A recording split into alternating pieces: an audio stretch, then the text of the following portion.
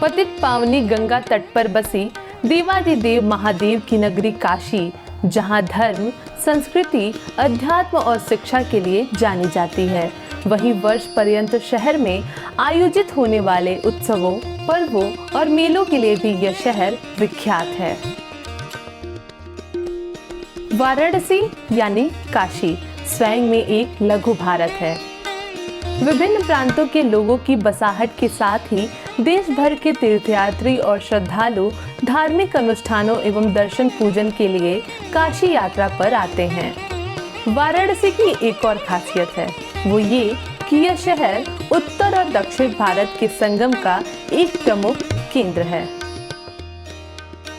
दक्षिण भारत के राज्यों से विभिन्न अवसरों पर बड़ी संख्या में तीर्थयात्री और श्रद्धालु वाराणसी आते रहते हैं। इस वर्ष गंगा पुष्कराल पर्व मनाने के लिए आंध्र प्रदेश, तेलंगाना सहित दक्षिण के अन्य प्रांतों के श्रद्धालुओं की बड़ी संख्या में आवाजाही पर्व और काशी की महत्ता को साबित करती है। गंगे च यमुने चैव गोदावरी सरस्वती नर्मदा सिंधु कावेरी जलेस्मिन् सन्निधिं कुरु। यह एक श्लोक है जिसको हम प्रतिदिन अपने पूजा अनुष्ठान में बोलते हैं। यह पुष्कर का यह श्लोक मेषे च गंगे वृषभे च नर्मदा युग्मे च वाणी यमुना कुलीरे गोदावरी सिंहगते च कन्यागते दैवगुरुर्च कृष्णा कावेरी तौल्याम अति ताम्रपर्णी चापे च सिंधु मकरे च भद्रा घटे गुरोर्भीमरति प्रणीता मीनगते। यह पुष्कर नदियों में लगने वाले पुष्कर का यह श्लोक है। ये इस श्लोक हमें बताता है जब जब बृहस्पति का 12 राशियों में प्रवेश होता है उस वर्ष इन नदियों में पुष्कर मेला का आयोजन होता है। ऐसी मान्यता है कि उस वर्ष पर्यंत हमारे 63 कोटि देवता का वास उस जल में होता है। इसीलिए जल में वहाँ जाना, स्नान करना, ऋषि आदि को तर्पण देना, पितरों का तर्पण करना, यह एक मुख्य भाव जो है कि इस पुष्कर मेला का होता है।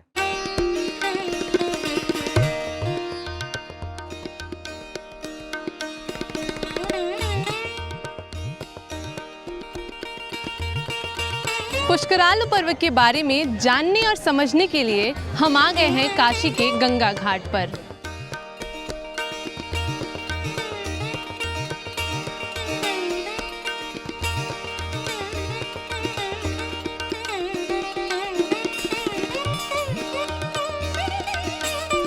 इन्हीं घाटों पर पुष्कराल पर्व के श्रद्धालु गंगा स्नान कर विभिन्न धार्मिक अनुष्ठान करते हैं।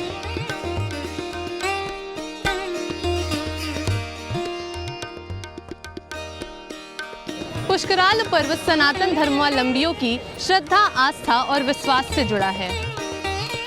वाराणसी के गंगा तट पर काशी विश्वनाथ के सानिध्य में 12 वर्ष बाद पुष्कराल पर्व पड़ा है। पुष्कराल पर्व अलग अलग वर्ष में 12 पवित्र नदियों के किनारे मनाया जाता है। जब देवगुरु बृहस्पति वृषभ राशि में होंगे तब नर्मदा का पुष्कर लगेगा। जब देवगुरु बृहस्पति मिथुन राशि में होंगे तब सरस्वती नदी का पुष्कर होगा। जब देवगुरु बृहस्पति कर्क राशि में होंगे तो यमुना पुष्कर का आयोजन होता है। जब देवगुरु बृहस्पति सिंह राशि में होते हैं तो गोदावरी पुष्कर का आयोजन होता है।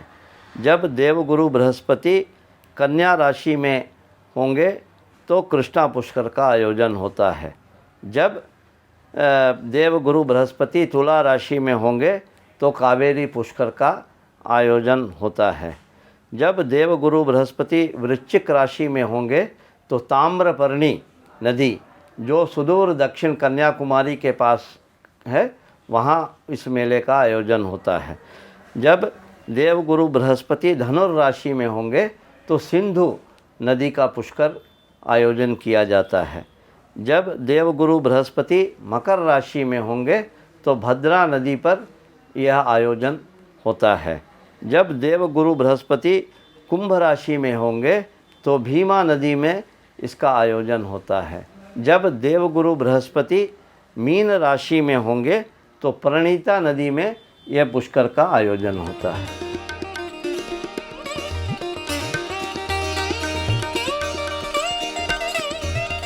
भारतीय चिंतन परंपरा में धर्म और आध्यात्म को प्रकृति से जोड़ा गया है।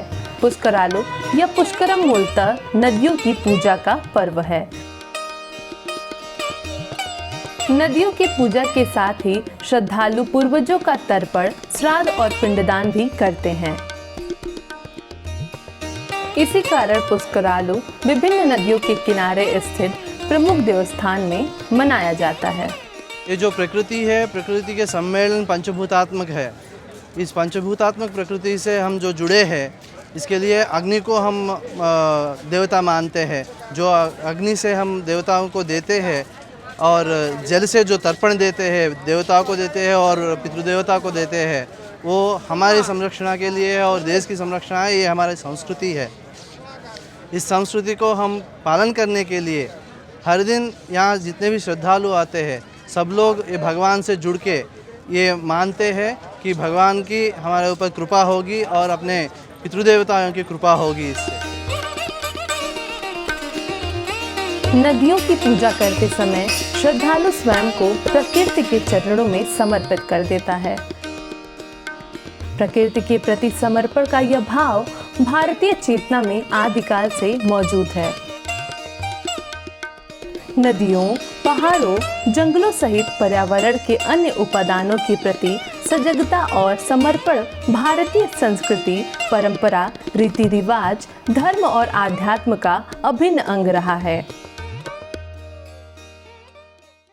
हमारे यहाँ सनातन धर्म में जल का विशेष महत्व स्थान है। नदियों का विशेष महत्वपूर्ण स्थान है। हमारे संस्कृति और संस्कार नदियों से जुड़े हुए हैं। हमारी परंपराएं नदियों के द्वारा ही प्रभावित हैं। नदी को संरक्षित करना प्रति व्यक्ति का कर्तव्य है। इसीलिए हमारे ऋषि मुनियों ने प्रतिपादित किया है नदी तट पर मेलों के आयोजन का। उसी परंपरा का एक अंग है पुष्कर मेला, जो प्रतिवर्ष उन नदियों पे जब देवगुरु बृहस्पति का उन राशियों में प्रवेश होता है तो उस समय इन मेलों का आयोजन होता है। पुष्करालु पर्व ज्योतिष गणना के आधार पर मनाया जाता है। 12 राशियां होती हैं। विभिन्न राशियों में ग्रहों का संचरण या गोचर होता रहता है। यही संचरण एक निश्चित अवधि के लिए होता है। इसी अवधि के दौरान पुष्करालु पर्व मनाया जाता है। इस वर्ष गंगा पुष्करालु पर्व के गंगा तट पर आयोजन के पीछे ज्योतिषीय गणना का आधार क्या है, आइए जानते हैं मणि जी से। मणि जी, इस बार ज्योतिषीय गणना के आधार पर पुष्करालु पर्व में विशेष क्या है? जय जय शंकर, हर हर शंकर। पुष्कर शब्द का तात्पर्य है जल से, और पुष्करालु का जो है तेलुगु का अर्थ होता है जल महोत्सव। ज्योतिष गणना के अनुसार हमारे यहाँ 12 नदियों में प्रतिवर्ष जब सूर्य और बृहस्पति एक राशि में होंगे तो उस समय पुष्करालु का मेला लगता है, पुष्कर का मेला लगता है। तो इस वर्ष मेष मास में मेष रवि संक्रांति में जब बृहस्पति का प्रवेश हुआ है 5 तारीख को 22 तारीख को 5:11 पे, तब से यह पुष्कर मेला प्रारंभ हुआ है। और इसके भी 3 चरण हैं।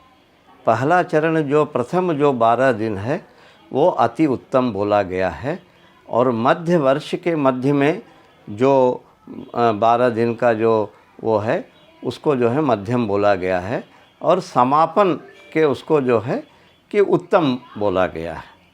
हाँ, तो प्रायः लोग जो है कि ये पुष्करालु का आयोजन, ये जो इसको जो है इस मेले को और स्नान आदि पर्व के रूप में प्रथम 12 दिन में मनाते हैं। और इस वर्ष जो है मेष रवि संक्रमण जो है कि जो 14 तारीख को हुआ, 14 अप्रैल 2023 को, लेकिन गुरु का उस राशि में प्रवेश जो है 22 अप्रैल को हुआ है। तो इसीलिए जो प्रथम जो 12 दिन है जो आगामी 3 मई तक होगा उसको विशेष रूप से मनाते हैं। और जब मेष राशि में बृहस्पति और सूर्य का जब संक्रमण होता है तो उसको जो है उस वर्ष गंगा पुष्कर के रूप में मनाया जाता है। अभी यही जो अगले वर्ष जो होगा वो वृषभ राशि में जब सूर्य और बृहस्पति का युक्ति बनेगा तो उस समय जो है कि वो नर्मदा पुष्कर के रूप में मनाया जाएगा। पुष्करालु मात्र नदी के प्रति आस्था का पर्व नहीं है, बल्कि श्रद्धालु पुण्य नदियों में स्नान कर अपने पूर्वजों और पितरों के प्रति श्रद्धा भाव व्यक्त करते हैं। माना जाता है कि पुष्करालु पर्व के दौरान श्राद्ध और पिंडदान से पितरों की आत्मा को शांति मिलती है। आइए हम बात करते हैं तीर्थ पुरोहित से कि कैसे ये पुष्करालु के अनुष्ठान कराते हैं। पुरोहित जी, आप बताइए कि कैसे ये पुष्करालु पर्व के अनुष्ठान आप लोग कराते हैं। ये पुष्करालु हर 12 वर्ष के एक नदी पे पुष्कर होते हैं। हम सब दक्षिण भारतीय लोग हर 12 साल एक नदी किनारे जाके अपना पितृदेवता के लिए पिंड प्रदान करते हैं।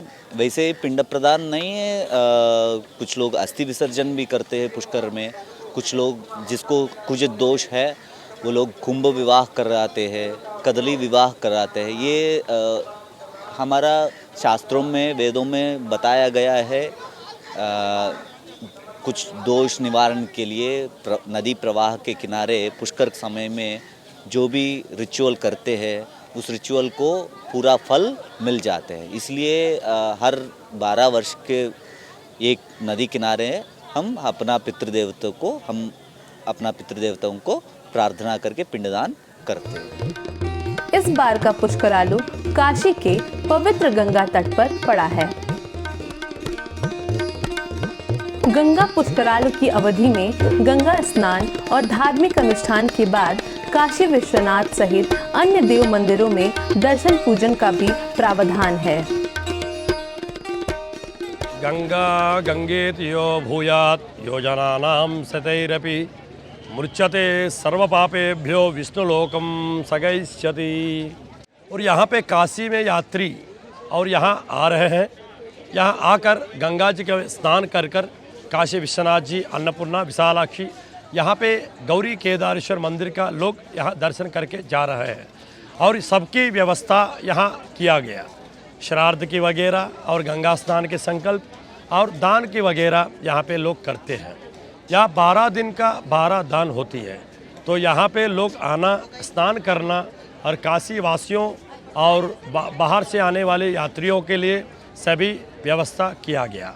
इसलिए सबकी प्रार्थना यही है कि काशी में आए और गंगा जी का स्नान करें और सनातन धर्म की जो है और एकदम भव्य करे। और जय हो जय हो जय हो महादेव।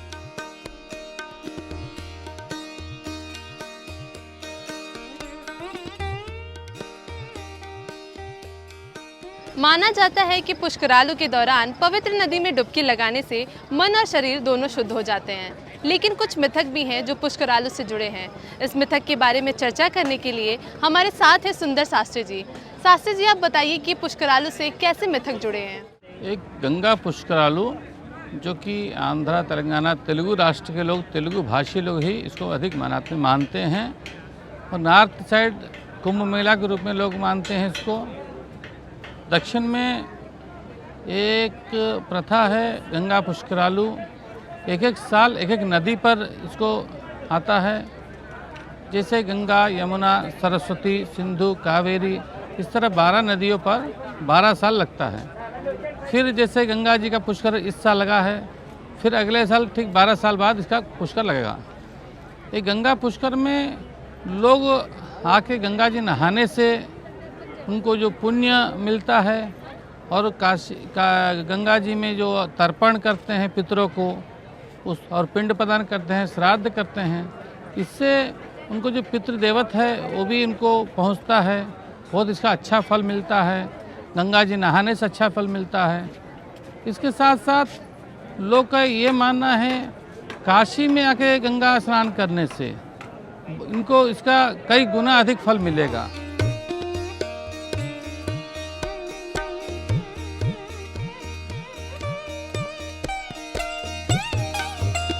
वाराणसी में काशी विश्वनाथ गंगा तट पर अवस्थित हैं। यही कारण है कि गंगा पुष्करालु पर्व का महत्व बढ़ जाता है। गंगा में डुबकी लगाने मात्र से श्रद्धालुओं को आत्मिक शांति की अनुभूति होती है। गंगा पुष्करालु के दौरान बाबा विश्वनाथ के विशेष अभिषेक का प्रावधान है। माना जाता है कि पुष्करालु के दौरान काशी विश्वनाथ का अभिषेक करने से जीवन की सभी इच्छाएं पूरी होती हैं।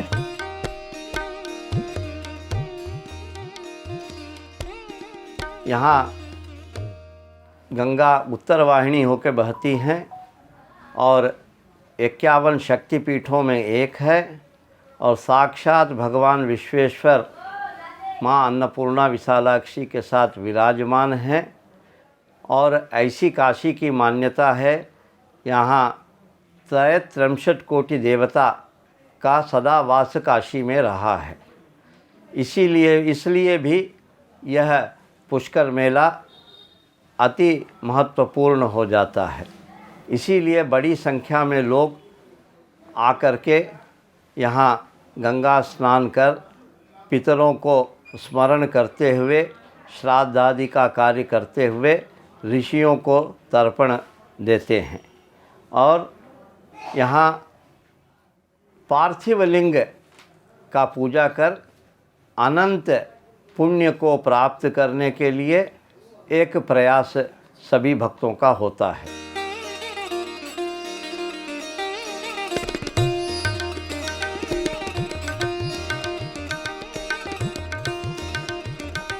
ऐसी मान्यता है कि बाबा विश्वनाथ जीवन के अंतिम समय के कष्ट और पीड़ा से मुक्ति प्रदान करते हैं।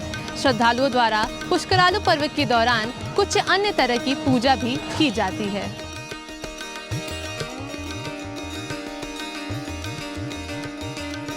गंगा पुष्करालु के दौरान प्रतिदिन लाखों की संख्या में श्रद्धालुओं की आवाजाही होती है। श्रद्धालुओं की भारी भीड़ को देखते हुए उत्तर और दक्षिण भारत के विभिन्न संस्थाओं द्वारा उनके ठहरने और भोजन आदि की व्यवस्था की जाती है।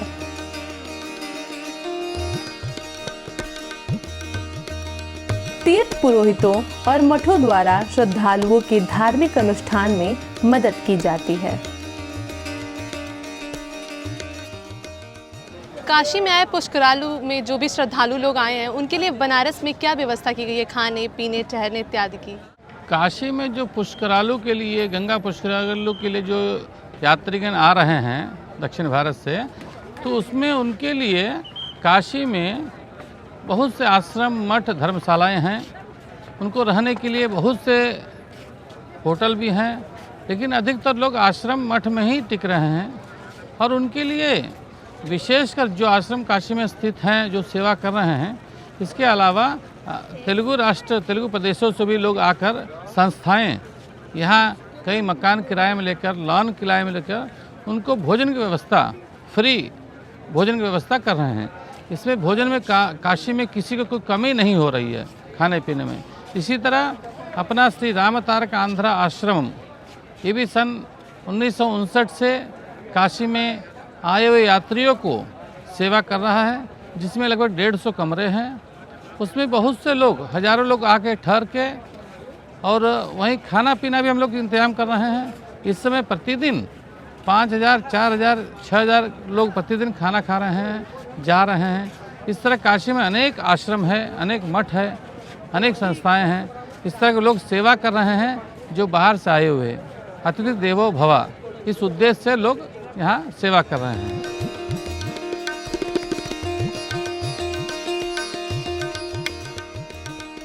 पुष्करालु पर्व का धार्मिक और आध्यात्मिक महत्व तो है ही, साथ ही यह पर्व संस्कृति और परंपरा का भी वाहक है। संस्कृतियों और परंपराओं के आदान प्रदान में पुष्करालु की महत्वपूर्ण भूमिका है। पुष्करालु पर्व प्रकृति से जुड़ाव और पूर्वजों के प्रति श्रद्धा के महत्व को स्थापित करता है। जनमानस को प्राकृतिक संपदा के प्रति निष्ठावान रहने और परंपराओं को आगे बढ़ाने के लिए प्रेरित करता है, जिससे कि आने वाली पीढ़ियां कुछ सबक ले सकें। इसी के साथ हमारा यह विशेष कार्यक्रम संपन्न होता है। फिर मुलाकात होगी आपसे किसी दूसरे कार्यक्रम में। तब तक के लिए अनुमति दीजिए। नमस्कार।